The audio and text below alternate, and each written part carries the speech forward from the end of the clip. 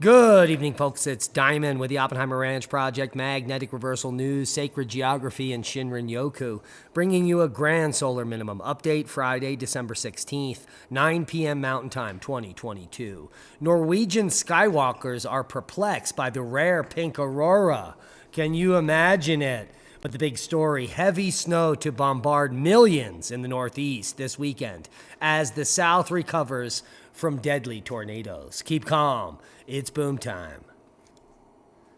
The monstrous storm that walloped much of the U.S. this week has now brought nor'easter conditions as it moves across New York and New England ahead of the weekend. After many in the South were left grappling with power outages and smashed homes and businesses from a string of tornadoes earlier this week, officials and forecasters across several northeastern states are warning of heavy snow that could pile up to a foot on Friday, and certainly it did. Snow falling across New Hampshire.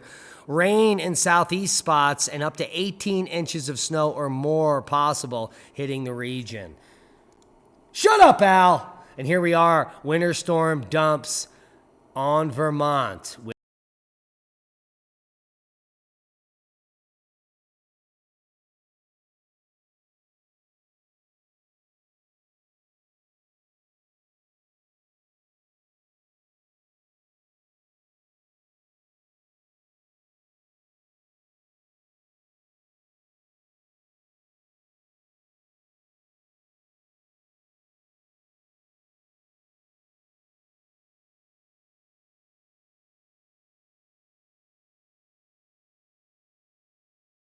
Hey, and that's what we like to say. Deadly. And there is certainly more on the way. Snowfall totals. How much snow fell in Massachusetts? Well, there was one county, Berkshire County, that saw 18.8 inches in Savoy, 18 inches in Florida, 6 inches in Beckett, 5 inches in Sansfeld. But it's quieter for most of the U.S. Snow in the northeast and low elevation snow in the northwest. The northeastern snow is lingering, and the multi-day storm has exited most of the U.S. with lingering snow and lake effect snow to parts of the northeast. Now, the lake effect regions we have to be worried about, especially in northern New York, and we'll get to those models in just a minute. Arctic air will spread across the plains and into the east through next week, bringing brutal cold and very dangerous conditions. Very cold temperatures are expected for much of interior Alaska and Canada. Let's take a look real quick here. Let's walk the snow through. Here are the next 24 hours through Sunday morning. Heavy snow in Maine. Vermont, New Hampshire will pick up 10 to 16 more inches, as well as eastern New York State. That is their fate. A little bit of lake effect snow. And if you can see here that lake effect happening right there off of Lake Erie, that is going to increase through not only for both of the Great Lakes up in New York State and both regions. Both of the lake effect regions will be hit. Here's a second system that's moving through. Pacific Northwest will get hit through the midweek. Wednesday, Thursday will be the big action there. And then we'll have a system moving through the Central Plains Thursday, Friday, dropping all the way down through Arkansas. Take a look at that. This is going to be the southwest snow before Christmas. Here's your Christmas Eve. Take a look at what's happening here. Georgia, Mississippi, Alabama, South Carolina, North Carolina, Virginia, West Virginia, all going to be slathered in the global warming goodness. Ohio could be picking up some record-setting snows right before Christmas. That's going to be falling on the 23rd and early on the 24th in Ohio. Now, the storm track has moved to the west, which means the heaviest totals down in South Jersey and the Delmarva that we talked about yesterday are not in the picture. But these models could shift because we are now out, let's say, just about 6 days from this event, and so we will have a clearer picture in the next 2 or 3 days on who's going to get hardest hit. But it looks like there'll be snows for all the metro areas, Philly, New York City, all the way up through Boston. It will be a white Christmas. And a white Christmas indeed it will be. Here is the snow that's going to fall for the next 24 hours. Hours of powers up in Maine. It's insane. Take a look at your region. And then we have the Christmas Eve debacle as it moves in. And I'm dreaming of a white Christmas. Take a look at that. Shut up, Al. Yeah, he hates carols, but we love them. And it looks like the Christmas season is going to be one for the record books. These models will change, so stay tuned for the latest updates. Everything hurts in your lungs. Arctic blast to impact millions of Americans into next week. Will there be an iguana apocalypse? Here we are at the Iguana Apocalypse map. So as Christmas Eve approaches, these iguanas are going to be cooled down to 37 to 45 degrees on Christmas Eve, and that could be their destruction. In the evening of Christmas Eve, that freeze warning, that freeze line is going to move down through central Florida, and we could wake up Christmas Day, hey, with iguanas lying all over the ground in Florida. So if you're looking for some cheap meat, get out early and look what Santa left you. Now, could a frigid lead up to Christmas leave Canada coated in snow? Well, if it's going to be that cold in Florida, you best believe it will be that cold in Canada. Well, it's that time of the year where we start to think about whether or not we'll be seeing a white Christmas in our area. The first factor that we look at is snow on the ground that's already accumulated, and if temperatures are cool enough, will that be sticking around for the future? Another factor that we look at as well is historical data. Areas across northern Canada and the eastern prairies do have a higher chance of seeing a white Christmas, whereas areas across coastal BC, Ontario, Quebec, and into Atlantic Canada, that percentage varies. But as we take a look at the forecast for next week, cooler, frigid Arctic air spreads across Western Canada, and it will eventually be making its way across the east.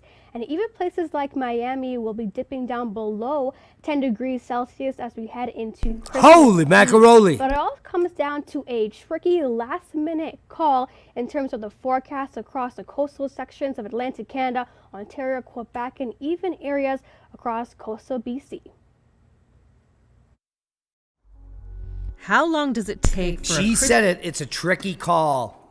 And we're sticking with our mission to bring you updates every 24 hours so you can be up to date with the current weather forecast. Now, China approaches minus 50 C. Record cold in the Dominican Republic. Summer snow down under, and another 12 monthly low temperature records felled. The sun is crackling with M flares. And, well, the mainstream doesn't care. They are pushing the propaganda of global warming. It causes excessive snow. As Malaysian landslide kills 19 campers and leaves more than 14 missing, people are asking questions. Why does this camo have orange? Seismic update. We had another record-breaking frack quake in the most disgusting area of Texas, and that would be Midland. And let me show you why. We're going to go up on the satellite. We'll just bring it in. And the first thing you're going to notice is a bunch of squares. And you're going to say, oh, that's got to be a city or a state. Look at the grid pattern out here, right? These are definitely homes. Nope. When you see grids and dots like this, those are oil and gas wells. In fact, where the Midland, Texas frack quake happened is amongst hundreds of thousands of frack pads. Thank you, Texas, the nexus of the schmexus, for polluting all of your groundwater and being known as the most toxic state in the upper 48. Isn't that great? Now, we are over here at Fuego, which has a live stream at Afar TV, and this was just hours ago at Fuego. And this is in high def. Holy macaroni. Fuego has been puffing and exploding like this for days. And the media, well, almost never reports on it because it's not in the modern world, you know, where all of us hoity-toities live. As we enter the holiday season, we should be praying for those people that are most vulnerable. In my opinion, all links will be below. Worldwide Volcano News Update, Sabancaya, Popo, Semaru, Reventador, Sangay, Sakurajima, and more. But the big story, Kilauea has begun erupting once again. After the shutdown of Kilauea and Mauna Loa, simultaneously, Kilauea is now re-erupting. Here we are over at Iceland at the Snæfellsnes Ridge. Let's take a look at the entire region, and we can clearly see that the seismicity in Iceland, well, has become very quiet. Space Weather News Update. The flurry of over 15 M flares has come to the end. We are now dropping down very deep. We just came off of a long period of KP 0-ish, and now we've popped up a little bit above KP 2. But be advised that the SolarHam website has been taken over, and you may get a strange sight. Here is a shot of all of the coronal mass ejections over the last 72 hours or so. None of which are coming to Earth, thankfully. Now, archaeologists discovered a medieval shipwreck in near perfect condition at the bottom of Norway's largest lake. And look at these pictures. It looks like it sank yesterday. And this is a fantastic find. Archaeologists believe the vessel, which is in near pristine condition, is up to 700 years old, and God knows what's on it. Now, researchers uncovered the maritime miracle while mapping a massive lake bed last month. And they may just go down and go get it. Why wouldn't you? An audacious plan to study a pristine comet is taking shape. Called the Comet Interceptor, the European probe will travel 930,000 miles from Earth and assume a holding position until astronomers find a suitable target. And we can say that this is pretty awesome. As the de-extinction of the woolly mammoth continues, its legal and regulatory nature becomes a nightmare because, well, governments can't stop it from happening. And did you know a few fun facts? Like the mammoth eats, well, let's just get to some. Let's see if we can figure it out. The plan, in fact, raises many concerns. Mammoths are estimated to have eaten 400 pounds of grass and plants each and every day. Depending on how many were introduced, their ecological impact could be significant. Could you imagine if they made 100 of them? That would be 400,000 pounds of grass per day needed to feed these creatures. Now, de-extinction proposals also need to take into account the interests of people and animals living near the introduction sites. And giving birth to a mammoth would also likely require a surrogate mother elephant, all species of which are endangered. So they're dipping their toes into some pretty heavy water. Space debris expert. Orbits will be lost and people will die later this decade. And what's going on? Well, up until about a decade ago, an average of 80 to 100 satellites per year were launched into varying orbits. Some re-entered Earth's atmosphere quickly, while others remain in orbits for decades.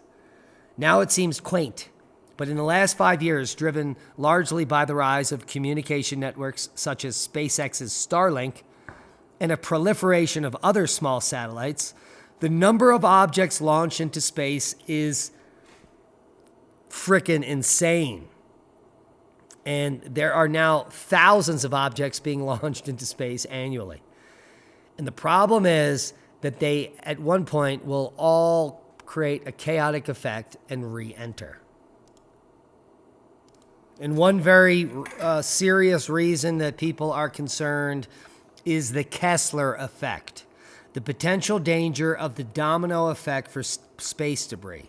And this is when there are hundreds of thousands of objects out there. If one gets knocked out of its known orbit, it will then interact with another and set off a cascade of destructive deflections, which will end in a nightmare called the Kessler Effect, where objects haphazardly re-enter the Earth in abundance. Now, the good news is most of these objects are small and they will burn up before they hit the surface, but there are some big ones that may be a threat, like Space Lab was back in the 70s, and larger objects from Russian and Chinese space programs have recently re-entered, which also are a threat. So the Kessler Effect is a big threat, and all links will be below. This is just an image of what all the Starlink satellites currently in orbit look like, and this is just a small fraction of the near-Earth objects that are called satellites, and why we are worried. Now, super rare pink and orange auroras surprise Norwegian skywalkers again. These skywatchers have been looking up and seeing Steve and pink aurora, and we were told a few years ago that aurora would be a thing of the past. But there is no idea why auroras went orange or pink or Steve, because apparently plasma physicists and skywatchers don't know that our magnetosphere is waning. Apparently. But I do digress. And here's a picture of that amazing pink aurora from just a few days ago. Now, growing 30,000 babies in an artificial womb may seem like science fiction, but it is now science fact.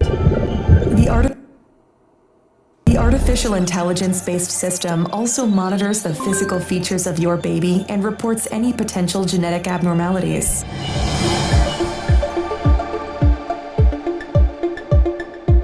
The pods are equipped with a screen that displays real-time data on the developmental progress of your baby.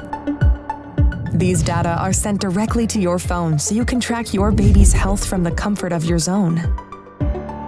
The app also provides you with a high-resolution live view of your baby's development. A special section in the app allows you to watch a time-lapse of your baby's growth and share it directly with your loved ones.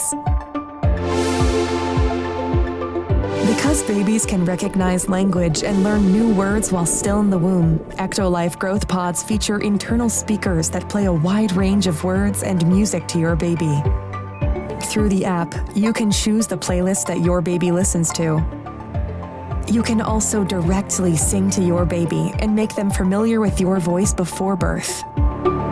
Our goal is to provide you with an intelligent offspring that truly reflects your smart choices.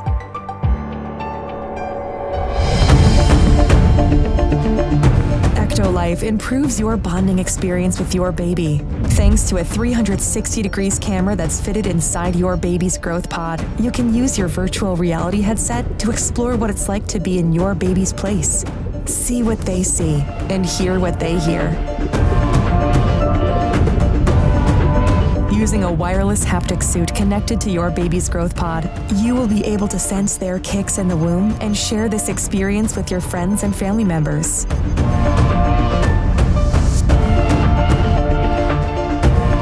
With Ectolife, your baby will receive the best nutrients that can support their growth. Each group of pods is connected to 2 central bioreactors. The first bioreactor contains nutrients and oxygen, which are supplied to your baby through an artificial umbilical cord. This bioreactor also contains a liquid solution that serves as the amniotic fluid that surrounds babies in the mother's uterus. It's rich of vital hormones, growth factors, and antibodies that sustain your baby's growth and development. Thanks to a system controlled by artificial intelligence, each baby receives custom nutrients tailored to their needs. The second bioreactor is designed to eliminate any waste products produced by the babies. The artificial umbilical cord helps the babies to release their waste products into the second bioreactor. With the help of a delicate layer of engineered enzymes, the second bioreactor can then recycle waste products and turn them back into useful nutrients.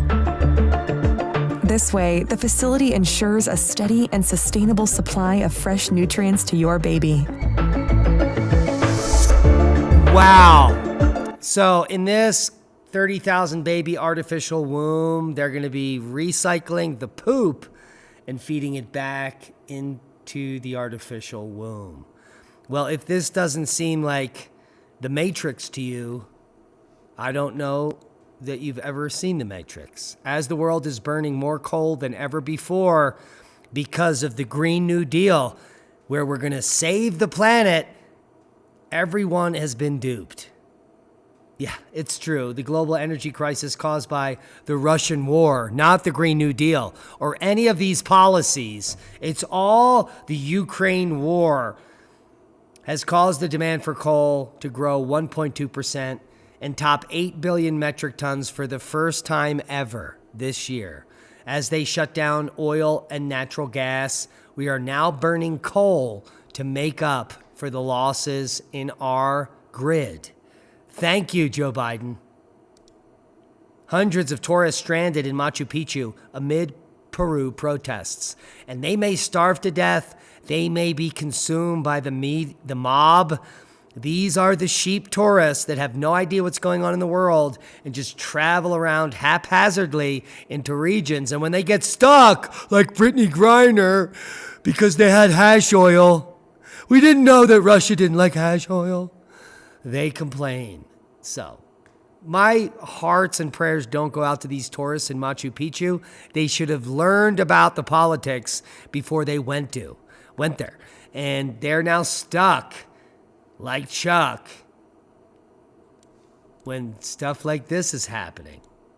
Yeah, that's called global unrest. And it's hard to get a train when that's happening. Now, did you know that more than 7 million incorrect diagnoses are made in U.S. emergency rooms every year? And it's growing exponentially, according to government reports. The best thing you can do is never go to a hospital, because what happens in the hospital is you get sicker and you get, bankrupt.